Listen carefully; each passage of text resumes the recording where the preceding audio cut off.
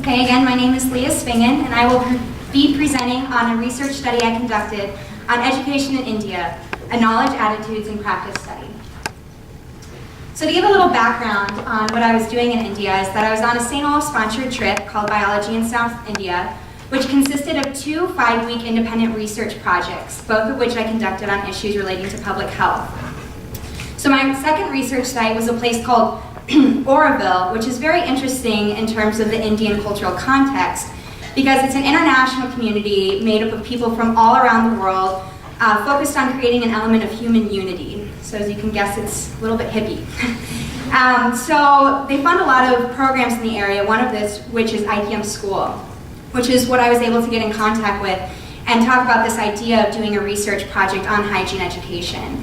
And the principal of the school agreed to let me do a project on hygiene practices as long as I agreed to give back to the school. So that is how this idea of creating and implementing a comprehensive education program in the school, as well as doing background research on the hygiene practices of the school children was born.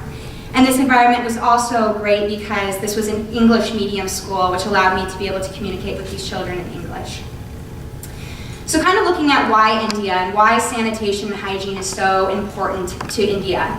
Currently in India, 626 million people live without access to basic sanitation, which is over half of their country's population. And the health effects of this are very real, whereas they have the highest rate of death of children under the age of 5 due to diarrheal disease, which is preventable with basic sanitation. Additionally, India is a world leader in terms of open defecation. Whereas you can see on this chart, India represents more than half of the open defecation in the world. And this is especially prevalent in rural areas, where 67% of people in rural areas practice open defecation. Additionally, a lot of schools lack basic sanitation in India, where less than half of them have toilets, which means that a lot of these children go their entire day without ever being able to use a restroom indoors. So my objectives of this study were to do a very comprehensive understanding of what hygiene is and what it means within the Indian cultural context. So I looked at the practices of hygiene. Where were these kids defecating? How often were they washing their hands? How often were they changing their clothes? But then also looking at the knowledge and attitudes of hygiene within the school. Their attitudes of when is it important to wash their hands? Additionally, their basic knowledge of do feces contain germs? Is it important to boil water before drinking? So after I collected this, I also looked at some socio-demographic data and looking at different things as indicators of wealth, including certain household possessions, such as if they have a toilet, if they have a color TV or motorbike. Additionally, the literacy rates of their parents. And then also health data, where I use body mass index or BMI as an indicator of this health.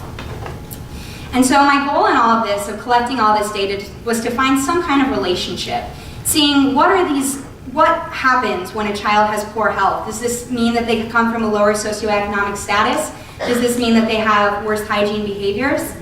And then after looking at this and looking at the hygiene behaviors and knowledge, to implement a hygiene education program within the school. So the basic of my hygiene education program was to really break down an understanding of what is hygiene and what is sanitation. And my goal was to make this as interactive as possible as I could with the students. So much of this was, as you can see on this slide, of what makes one of these places clean and the other not clean? What are the health risks associated with one of these places and not with the other? And in what ways can we keep our environments clean and notice what is clean and what is not clean? Additionally, I wanted to give a basic understanding of what germs are, because I think a lot of the times kids in school are taught, wash your hands because it kills germs, without really understanding what are these microorganisms, where do they come from, why is it important to use soap, why is it important to boil water in order to kill them. And so along with this hygiene program, which I did in the science classroom, I did a microbiology unit with them, just going through basic organisms, the kind of diseases they cause, and how we can prevent the spread of them. Additionally, after all of this background, I wanted to leave with some very practical steps on how they could actually change their behaviors. And so one of the most important was, as I show above, washing your hands, which is known as just the absolute best way to prevent the spread of germs. And going through a step-by-step approach of the proper way of washing hands, when to wash hands, and allowing this information to become personal in the way that we did a big poster presentation at the end where each group of students chose a different hygiene behavior and talked about the ways that they could change their habits within their daily lives.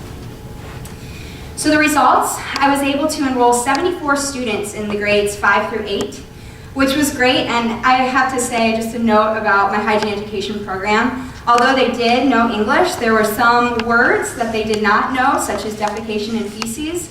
And so I had to explain those words to them, and I found that middle school humor is universal, so it's interesting. I also found that children who change their clothes more frequently and have literate fathers have significantly higher body mass index, which I think can be looked at in a number of ways.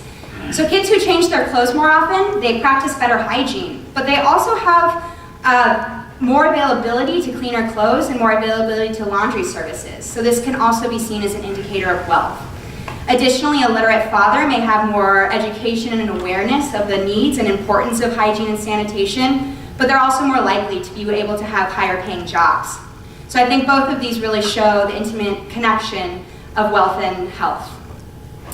Additionally, just some descriptive data, I found that 51% of these students were defecating outdoors. Additionally, 33% of them were underweight, which I think these two things together really show a connection. I also was able to test the students in this hygiene education group before and after the program with similar questions on basic hygiene knowledge and attitudes, and found a great improvement where 70% of them I decided were proficient in their hygiene understanding compared to 97% after the hygiene education program, which I think shows really great success about why it's really important to break down in very simple terms and in a cultural contextual way and understanding hygiene and sanitation in India.